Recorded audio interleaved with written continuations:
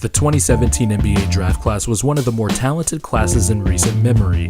Some came onto the scene instantly, making an impact on their respective team's success, while others showed flashes of the type of players they could be if they hit their ceiling. Hell, even the late first round and second round selections found themselves in the rotation, contributing in one way or another. The 5th overall pick from that draft, DeAaron Fox, showed those flashes with the Kings last year, and so far this season, it seems like he is making big strides building off his rookie season.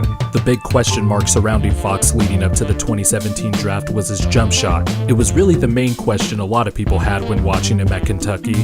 He is a big guard, athletic, super fast, can get to the rim with ease, and picks up full court on defense. His ability to finish anything other than straight line drives to the basket was also called into question, but it was really the jump shot that was seen as the key to unlocking his game.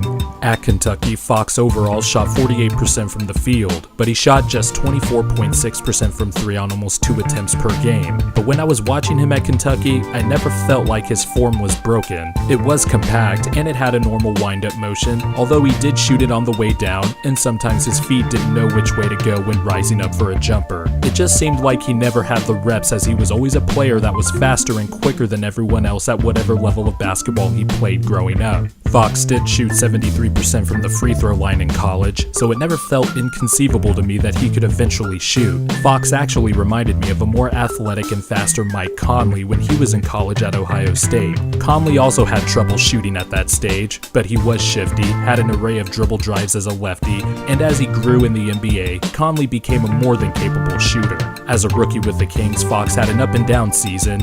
He averaged 11.6 points per game, 4.4 assists, and 2.8 rebounds on a very bad 48.7 true shooting percentage. Looking deeper into the numbers, Fox excelled at what he did best in college, which is getting to the rim. In his rookie season, Fox shot 60% at the rim according to Ben Falk's website Cleaning the Glass, which put him in the 67th percentile, but as Fox stepped further out, it was pretty bad. On shots between 4 and 14 feet, Fox shot 34%. On mid-rangers that were longer than 15 feet, he shot 35%. He just lacked the touch on floaters and still had issues to work out with his jump shot. But if you want to find a very thin silver lining, he did up his 3-point percentage to 30% on basically the same number of attempts he took in college. And it was from NBA range, but he really struggled from that range as the season was coming to a close. All of this is to be expected of a rookie point guard who is trying to not only figure out his jump shot, but just figure out the NBA game as a whole. All you want from that type of draft pick at that stage of the team's development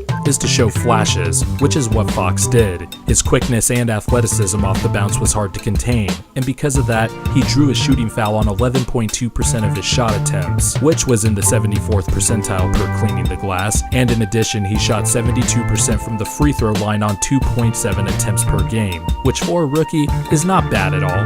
Fox has been documented as a hard worker, and in the early stages of this season, it looks like the work he put in over the summer seems to be paying off. So far through 6 games, Fox is averaging 17.7 points per game, 7 assists, and 4.2 rebounds on a 54.4 true shooting percentage. He also has a plus 6.8 net rating, and while on and off numbers are tricky to use this early in the season, it's difficult to ignore that the Kings have a plus 10 net rating with Fox on the court versus a minus 30.5 when he is off the court. Simply put, that means opponents are outscoring the Kings by 30.5 points per 100 possessions when Fox is on the bench, which is the largest difference out of any player on the Kings roster.